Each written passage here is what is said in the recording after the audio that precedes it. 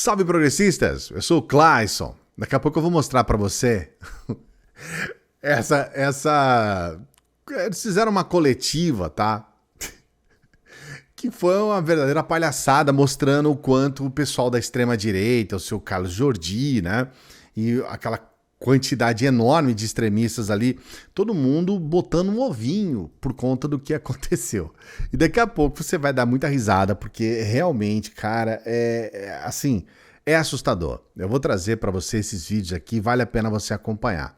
Mas eu queria também trazer aqui o que está acontecendo, essa reviravolta que houve sobre a investigação em relação ao assassinato, ao assassino, né, da Marielle, ao mandante do assassinato.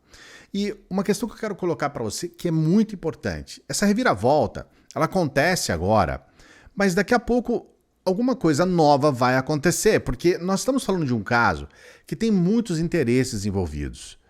Esse caso da Marielle, ele não está se estendendo ao longo de tantos anos, né? Daqui a pouco 5, 6 anos. Não é à toa, é porque realmente existem pessoas que não têm o menor interesse que isso seja revelado às claras, que isso esteja para a população de maneira objetiva. Então, a gente sabe que pode haver outras questões, mas o que aconteceu agora, o que aconteceu agora não é brincadeira.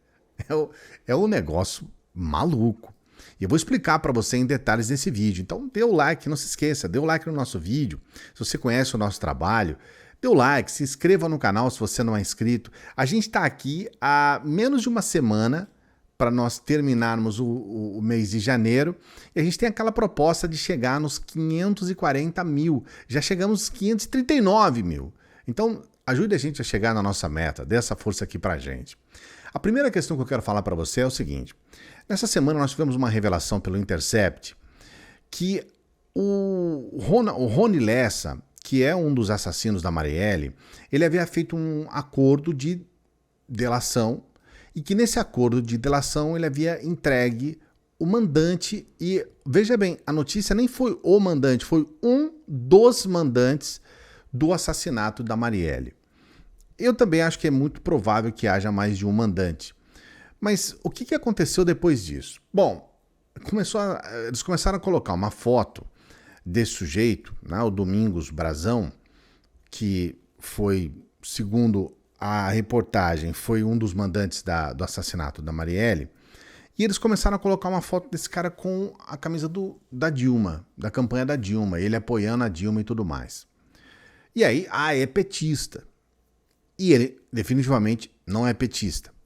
Depois disso, as coisas começaram a mudar um pouco, porque aí veio o próprio Domingos Brazão fazendo campanha para o Bolsonaro e voto, inclusive, do filho, né, do Flávio Bolsonaro, do filho, salvo engano, 01 do Bolsonaro, nunca guardo esses números, que o Flávio Bolsonaro votou para que ele estivesse no Tribunal de Justiça do Rio de Janeiro. Então, veja bem, a coisa é muito complicada. Porque, de certa forma, esse Domingos Brazão, ele pode ter feito campanha para Dilma e, de fato, ele fez campanha para o Bolsonaro. Então, não é uma questão puramente ideológica, vamos dizer assim. Na verdade, o que se alegava é que o Domingos Brazão é um inimigo político do Freixo, ou era, e ele matou a Marielle para atacar o Freixo. É uma história meio estranha, porque... Por que eu iria matar a Marielle, uma vereadora, só porque ela tinha sido, sabe, apoiadora ou tinha trabalhado junto com o Freixo em campanhas e tal, tinha feito parte do gabinete, então não fazia muito sentido, uma história meio mal contada. Mas foi o que foi dito na internet, foi o que as pessoas falaram nos veículos de comunicação, a coisa estava consolidada. Só que aí ontem, a Fórum veio com uma reportagem que é uma reportagem, assim, eu tava dando uma olhada aqui, mostro aqui para você, olha só a manchete. Advogado de Rony Lessa desmente conversas sobre delação premiada. Bruno Castro, que defende o miliciano apontado como executor de Marielle Franco, diz que cliente nunca falou sobre Domingos Brazão e que tampouco teria cometido o crime. Não é só isso, tá? A defesa do advogado do Rony Lessa, desde o começo, é que o Rony Lessa é inocente. Ou seja, a ideia é dizer que o Rony Lessa não matou a Marielle. E aí, de repente, surge uma situação em que ele faz uma delação, assumindo que matou e colocando ali o nome de um mandante. Então, é uma história completamente, pelo menos nesse princípio, completamente sem sentido. E aí nós temos uma situação mais complicada ainda. Até a própria filha do Rony Lessa, daqui a pouquinho nós vamos falar um pouquinho sobre ela, disse, olha, se meu pai realmente assumiu o assassinato, eu nunca mais vou conversar com ele, porque eu acredito que meu pai seja inocente. Mas tem mais essa ainda. E para a coisa ficar mais complicada, depois dessa informação, além de nós termos o próprio advogado dizendo que não, a gente teve aqui essa informação do Estadão. Ministros do STJ debateram competência de delação, mas não analisaram acordo feito com Rony Lessa. E tem mais. 2 membros da Corte Especial do STJ afirmaram que eventual acordo de colaboração de Rony Lessa, no caso do assassinato de Marielle Franco, não foi submetido ao tribunal. Então, esse acordo, em termos gerais, tá? Ele não existe, de fato.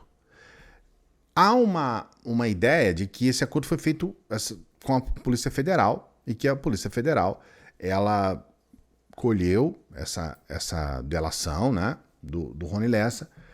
Mas veja bem, se não chegou no STJ, então é sinal de que tem alguma coisa muito errada nessa história, porque tem que chegar, deveria chegar. E eles fizeram, como você está vendo, uma reunião, né, vamos colocar assim, de maneira sem juridiquês, dizendo que, olha, nós vamos tratar aqui sobre se deve estar aqui ou não, se essa competência da delação deve ser aqui ou lá, mas eles não falaram da delação em si. Então, quer dizer, você consegue compreender que é muito estranho, que tudo está muito estranho? E para a coisa ficar ainda mais sem sentido, a própria Fórum diz a respeito da filha do Rony Lessa. Filha do assassino de Marielle poderia esclarecer outra dúvida sobre o crime, só ela. Depoimento da filha do acusado pelo assassinato poderia esclarecer outro ponto obscuro do caso. A filha do Rony Lessa, gente, é mais enrolada do que tudo, né? Que rolo de fumo. Que lá em Minas Gerais tem bastante. Não sei se você sabe o que eu tô falando. Não é fumo, esse fumo não é esse fumo, tá? Que você tá pensando aí. Que ele vem num rolo. O que acontece? Essa filha do Rony Lessa, ela é contrabandista de armas. Olha só isso. Ela contrabandeava armas. O Rony Lessa é aquele cara que estava lá no condomínio do Vivendas da Barra, o condomínio do Bolsonaro. Existem essas interceptações de telefonemas entre o Rony Lessa e o Bolsonaro. E naquele momento foi dito assim, o Zero alguma coisa lá, ou seja, o filho mais novo, Jair Renan, ele supostamente namoraria a filha, essa contrabandista de armas, ele namoraria a filha do Rony Lessa. Por isso que havia essas trocas de mensagens.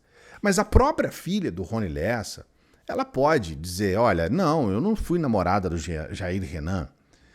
Na verdade, quem ligava lá era outra pessoa. O Carluxo, né, o Carlos Bolsonaro, o filho Zero alguma coisa, ele era um sujeito que frequentava muito lá.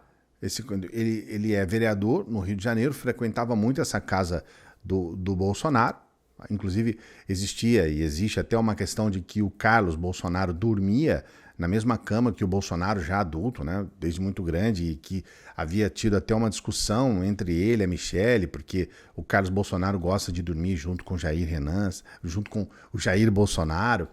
Existe também essa rusga entre o Carlos Bolsonaro e o Jair Renan, os filhos, né, 01, 2 e 3, e o Jair Renan, que provavelmente é o 04, né, e a história precisa de muito mais esclarecimentos, porque até agora as coisas não se resolveram. Procurado, o Dino diz assim, olha, nós vamos resolver essa questão, mas não vai ser agora, tá? Não vai ser nesse momento. Existem algumas outras questões a serem resolvidas. Então, a situação atual que eu estou passando para você é essa, com todos esses detalhes e com essa reviravolta inacreditável. Até ontem à tarde, a delação existia e o Rony Lessa, um dos assassinos, tinha falado a respeito do mandante. Agora não existe mais isso. O advogado diz que não tem delação e que não foi colocado nada a respeito disso. E eu tô trazendo para você tirar essas conclusões. Eu sei o que é. Eu sei que o troço é meio malucado, mas a informação é essa. É desse jeito que eu tô passando para você em detalhes. Essa é a reviravolta. E aí você coloca aqui nos comentários o que você acha. Quem que tá falando a verdade? O advogado do Rony Lessa ou o jornal, o Intercept? Um dos dois não tá falando a verdade, né? Então fica aí para você colocar nos comentários. E eu vou trazer aqui para você esse vídeo, o primeiro vídeo que viralizou ontem à noite sobre essa... Eles fizeram meio que uma coletiva para reclamar do Alexandre de Moraes, como não poderia deixar de ser, porque o Alexandre de Moraes fez essa busca e apreensão com o Pinter, né? O Pinter do bolsonarismo. E logo no início, eles não sabiam que os microfones estavam todos abertos, ou sabiam e não se deram conta. E o Pinter, o Carlos Jordi, começou a falar sobre furúnculo, que o problema dele era um furúnculo. Olha isso. Pronto aqui pra fazer a live. Depois eu compartilho contigo no seu. Eu faço. Quer que eu faça a live no meu e depois a gente compartilha contigo? Ou tem alguém pra fazer pra ti? Nunca. Tem razão. Quem vai fazer pra você aí? Eu não sei, vou achar alguém. A gente tem que ter a coragem. Ou eu começo fazendo de ti. Não, isso aqui foi um furúnculo, cara. É só o seguinte, tem que contar o que fizeram com só. Sim, vou fazer. Só deixa o Marinho. Você só inicia para prestar solidariedade, aí depois o Jorge fala. Pode ser. Preciso começar? É Marcel que vai começar. Não. Acho que pode ser. Ou eu começo ou você começa. Eu falo depois pra dizer que começa. Alguém pode filmar pra mim? Daqui. Eu estou se com furúnculo. Eu me tenho os furúnculos. Agora ele não falou aonde, né? E eu queria que você colocasse aqui no comentário onde é que você acha que é o furúnculo do Carlos Jordi. Porque é uma coisa pra gente saber. No decorrer dessa conversa deles ontem lá, nessa coletiva, o Carlos Jordi começou a chorar, todo emocionado, falando a respeito do que aconteceu com ele. E a gente colocou também esse trecho aqui. Vamos trazer agora para você esse trecho do Carlos Jordi chorando. Eu não tenho medo de justiça. Eu tenho medo de justiçamento. E não é medo por mim. É medo por todo mundo aqui. É medo pelo que está acontecendo no Brasil. Não dá mais para viver nesse caos, nesse tensionamento institucional que está sendo provocado. Esses inquéritos têm que acabar. Cabe ao judiciário o princípio da inércia, que é simplesmente julgar. E nós estamos vendo eles fazendo todo tipo de inquérito de ofício, com base num regimento interno que nem foi recepcionado na nossa Constituição de 85, em 85 esse regimento. Não o regimento é de 85, e a Constituição de 88 não recepcionou, em que eles dizem que eles podem instaurar inquéritos caso haja ameaças, crimes contra ministros dentro do prédio do Supremo Tribunal Federal. E esses inquéritos estão se tornando ad eterno. E pega todo mundo. Olha o que nós estamos percebendo, é que tudo isso que foi acontecendo agora é uma pesca probatória, para que possa pegar alguma coisa no meu celular, já que não encontraram nada. Não encontraram nada, um diálogo totalmente frágil para justificar uma busca e apreensão na casa de um deputado, e não é um deputado qualquer, é o líder da oposição. Somente em ditaduras os líderes da oposição são perseguidos. Então tá aí, né? Eu vou me devair em lágrimas, porque o Xandão está na minha patinha. Tá na minha patinha.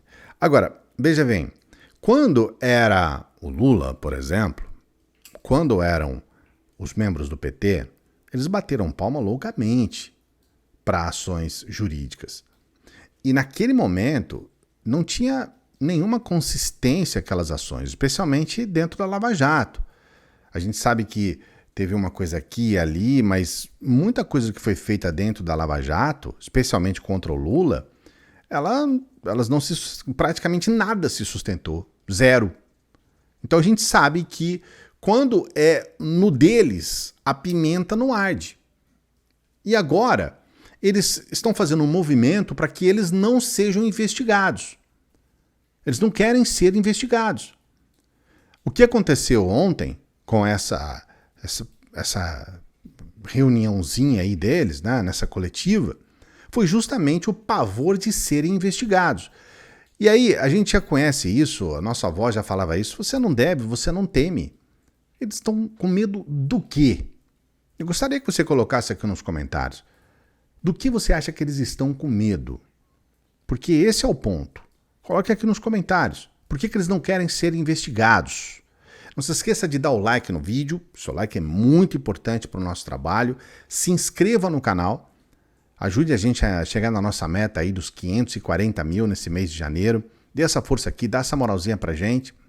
E você pode nos ajudar. Nós temos as pessoas que patrocinam o nosso trabalho, que são pessoas exatamente como você. Exatamente como você.